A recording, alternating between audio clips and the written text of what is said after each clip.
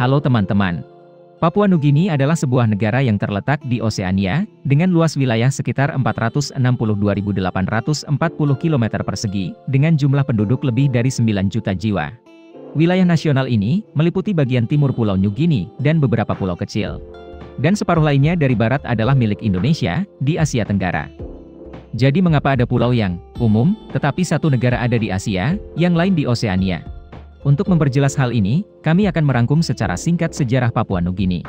Pada abad ke-17, perusahaan Hindia Timur Belanda mencapai Pulau New Guinea, dan menguasainya selama lebih dari 1 abad. Namun, mereka hanya memperhatikan wilayah pesisir untuk mendirikan pelabuhan dan perdagangan rempah-rempah. Baru pada tahun 1828 mereka menjadi sangat tertarik untuk mendirikan sebuah koloni. Dan diklaim bagian barat Pulau New Guinea, sampai meridian 141. Pada tahun 1884, bagian timur diklaim oleh Inggris dan Jerman. Untuk menghindari konflik, pada tahun 1895, Inggris dan Belanda menandatangani perjanjian delimitasi perbatasan sepanjang meridian 141. Oleh karena itu, perbatasan antar pulau sangat lurus. Hanya ada satu lokasi yang terlihat seperti digigit tikus, karena menggunakan hulu sungai Fly sebagai batasnya. Pada tahun 1902, British New Guinea dipindahkan ke Australia. Pada saat itu adalah negara otonom Inggris Raya. Setelah Perang Dunia Pertama, Jerman kalah perang dan dilucuti dari koloninya. Bagian wilayah yang mereka kuasai, dipindahkan ke Australia dan tetap dimiliki oleh Inggris. Pada tahun 1949, dua wilayah timur digabung dengan nama, wilayah Papua dan Nugini. Pada saat yang sama, Indonesia memperoleh kemerdekaan dari Belanda. Tetapi Nugini Barat masih merupakan bagian dari Belanda.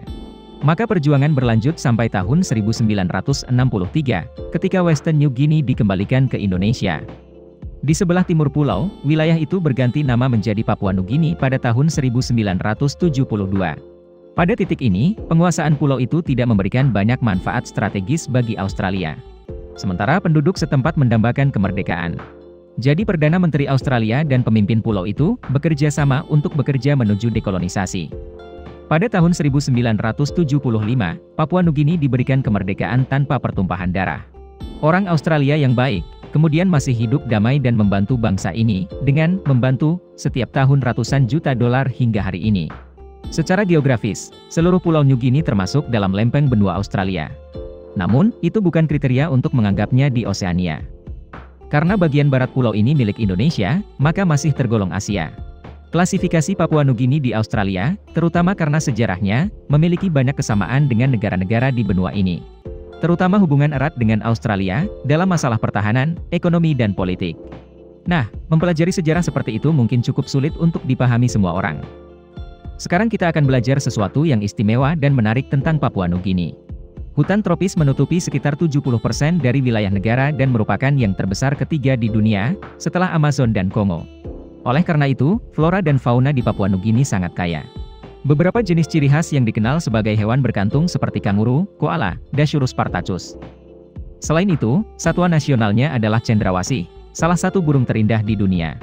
Mereka dicetak pada bendera negara ini. Tidak hanya flora dan fauna yang beragam, masyarakat Papua Nugini juga tidak kalah beragamnya. Mereka memiliki lebih dari 850 bahasa dan 1000 budaya yang berbeda. Di dalamnya, ada banyak suku dengan budaya yang sedikit mengerikan. Yang paling menakutkan adalah 5 suku kanibal, Dani, Yali, Asmat, Korowai, dan Kombai.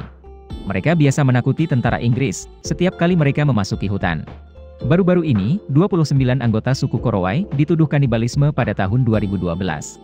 Mereka percaya itu akan membantu mereka memiliki kekuatan gaib dan anti peluru. Di beberapa daerah, ada ritual untuk merayakan anak laki-laki yang sudah dewasa. Mereka mengukir di punggungnya karya seni yang menggambarkan makhluk laut, terutama buaya. Budaya negara ini menghargai buaya. Karena mereka percaya bahwa buaya berasal dari sungai Sepik, dan pada akhirnya akan menjelma menjadi manusia. Namun, gaya hidup orang Papua Nugini cukup liar. Menurut sebuah penelitian, pada tahun 2013 yang dilakukan oleh The Lancet, 27% pria yang tinggal di pulau itu mengatakan mereka pernah memperkosa seorang wanita, bukan pasangannya.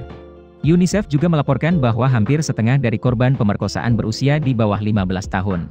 Selain itu, praktik ilmu hitam masih umum di banyak bagian negara. Banyak wanita dicap sebagai penyihir dan dibunuh.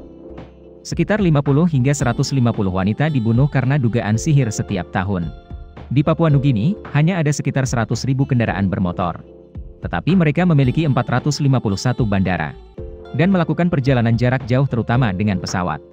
Benar-benar keren. Negara ini kaya akan sumber daya alam seperti minyak, emas dan biji logam. Namun pemanfaatannya masih terbatas, karena medan pegunungan yang terjal dan kurangnya biaya pembangunan infrastruktur.